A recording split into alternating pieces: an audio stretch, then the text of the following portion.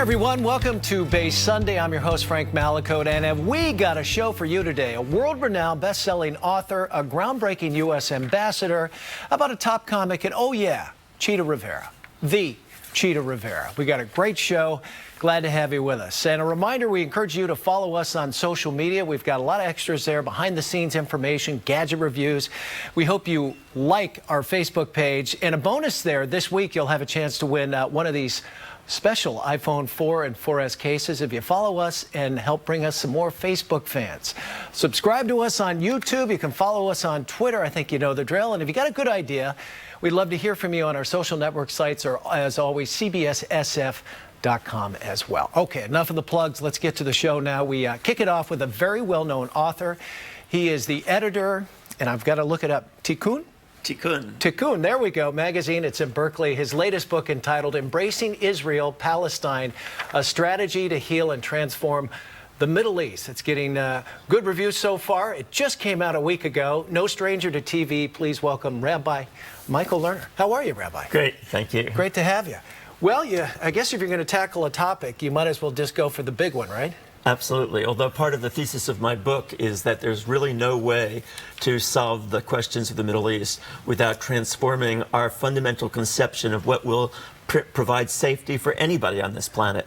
There's a struggle between two views of that. One that says domination and control, get power over the other guy, and then you're safe. And the other strategy that I'm advocating in this book is generosity and caring for the other. And that strategy, which used to work until the last few hundred years when people gave up on it and thought that only power over would work, is actually what I'm advocating for. So that's not just for the Middle East. It actually is just as much for the way world. For Homeland security for the United States. Sure. Instead of thinking we can conquer Afghanistan or Iraq, or now next on the agenda is Iran, instead to recognize that the best way we can get security is through showing people in the world that we genuinely care about them, not that we are out to dominate and control them. Well, how do we do that? How do you change this consciousness that has been embedded, in our minds, especially in the Middle East, between the Arabs and the Jews? How do you change it? It's kind of like a whole new way of thinking. Yeah, well, the first thing is to model it ourselves. In the book, I call for a global Marshall Plan to once and for all end homelessness, poverty, hunger, inadequate education, inadequate health care for the entire world, starting with the Middle East. Let the Middle East be the first place that we do that. But we have to do that with a spirit of generosity, not with a spirit of manipulation, as we sometimes think, okay, if we just get a little bit more aid into that area, they'll all bow down to us and accept our power or our definition of their situation.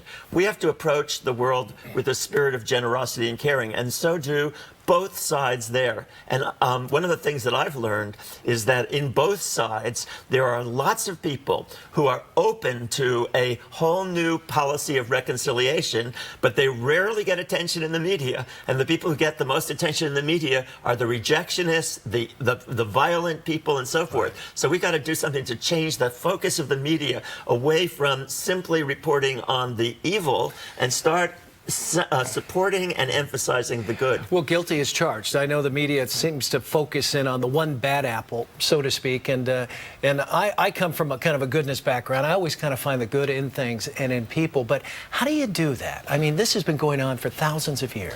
Well, actually, for many, many centuries, Jews lived in Muslim areas, and we were treated a hell of a lot better there than we were treated in Christian Europe. So there's been a history of coexistence between Jews and Muslims that only in the past 100 years has been undermined. It's been undermined in part by what happened from Europe, namely the tremendous fear that Jews came away from the Holocaust experience with, a fear that we needed our own state, we needed to be strong and powerful, and that we couldn't trust anybody. And so part of the task here is to transform the consciousness of the Jewish world, because many Jews are not yet understanding how powerful we are now and still see the world through the framework of powerlessness and the non-Jews are about to destroy us. And the same problem is in the existing Palestinian world, where they too look at Jews through the framework of the previous history of the Crusades and the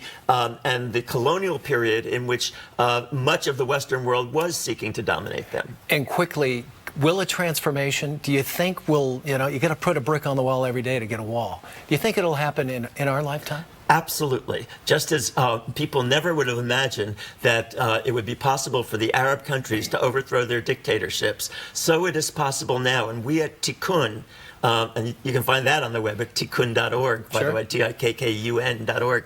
We at Tikkun have been building a network of spiritual progressives, both here and in the Middle East, both Arabs and Jews, that are affirming this. But part of the key is to stop being skeptical and start articulating an alternative vision, a vision of love, of kindness and generosity. And that's what this book, Embracing Israel-Palestine, is trying to do, and I think it will have a significant impact.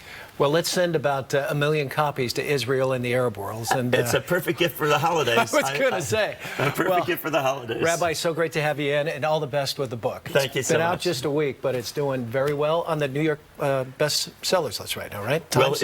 Well, it's had the recommendation of Desmond Tutu, of Jimmy Carter, of one of the former interim president of Israel, Avram Borg, Palestinian activists. It's a broad range of people who are saying there's something in here that really deserves some attention. Some mighty big company there. Okay, Rabbi, thanks so much. Rabbi Lerner's book, Embracing Israel-Palestine, available. You can purchase at your local bookstore or just go online. You know where to go. For more information about his books, you can log on to tikkun.org. We'll be right back. More Base Sunday coming up right after this, so stay right here.